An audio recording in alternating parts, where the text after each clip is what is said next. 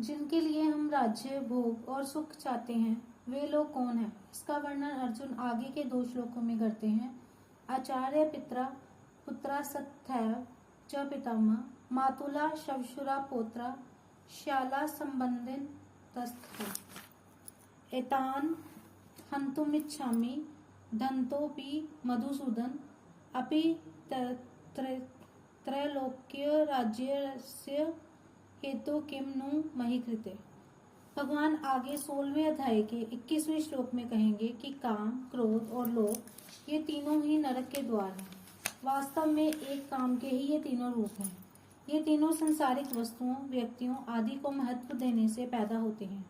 काम अर्थात कामना की 2 तरह की क्रियाएं होती हैं, इष्ट की प्राप्ति और अनिष्ट की निवृत्ति। इनमें से इष्ट की प्राप्ति भी 2 तरह की होती है, संग्रह करना और सुख भोगना। संग्रह की इच्छा का नाम लोभ है और सुख भोग की इच्छा का नाम काम है।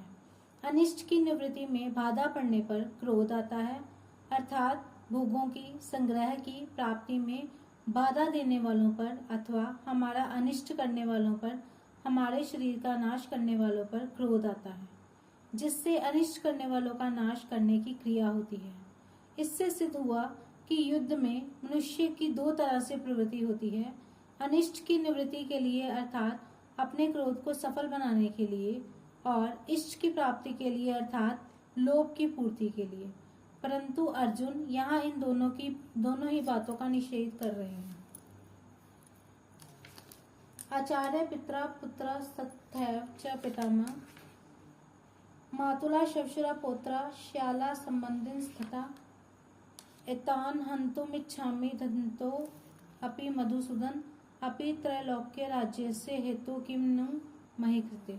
अगर हमारे ये कुटुंबीजन अपनी अनिष्ट निवृत्ति के लिए क्रोध में आकर मेरे पर प्रहार करके मेरा वध भी करना चाहे, तो भी मैं अपनी अनिष्ट निवृत्ति के लिए क्रोध में आकर इनको मारना नहीं चाहता।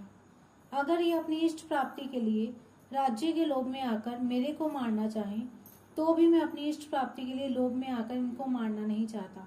तात्पर्य ये हुआ कि क्रोध और लोभ में आकर मेरे को नरकों का दरवाजा मोल नहीं लेना है।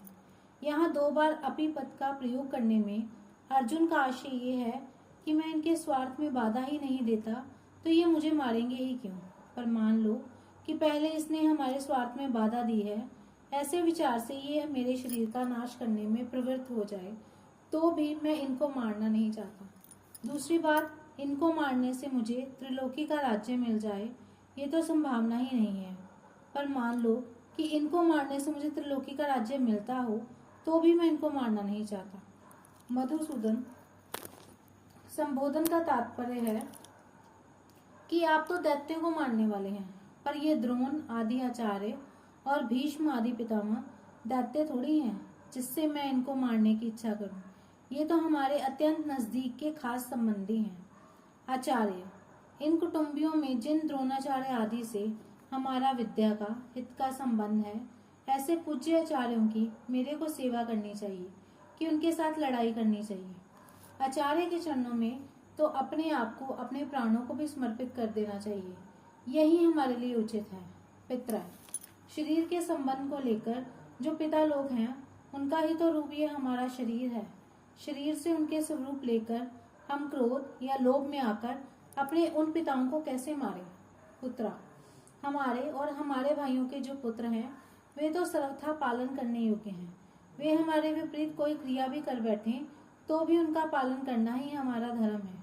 पितामह, ऐसे ही जो पितामह हैं, वे जब हमारे पिताजी के भी पूज्य हैं, तब हमारे लिए तो परम पूज्य हैं।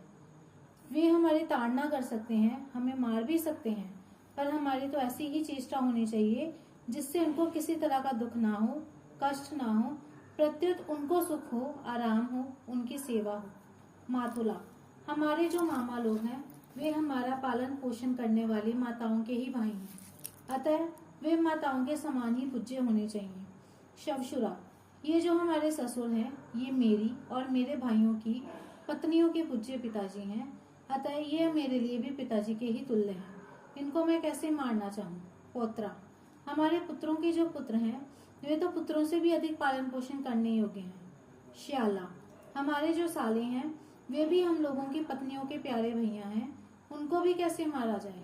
संबंधित, ये जितने संबंधी दिख रहे हैं और इनके अतिरिक्त जितने भी संबंधी हैं उनका पालन पोषण सेवा करनी चाहिए कि उनको मारना चाहिए। इनको मारने से अगर हमें त्रिलोकी का राज्य भी मिल जाए तो भी क्या इनको मारना उचित है?